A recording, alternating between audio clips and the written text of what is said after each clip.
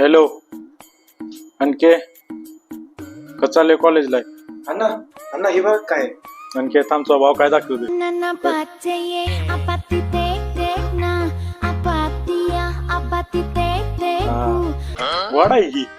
हा चांगला आहे ना. अरे पुरगे बिरगे काय प्रेम करतोस काय छे छे तुमचा पोरगा आहे मी असं करीन का. हेच म्हटलं आवलाच कोणाचे हा त्यासाठीच मी एका पोरावर प्रेम करतोय. काय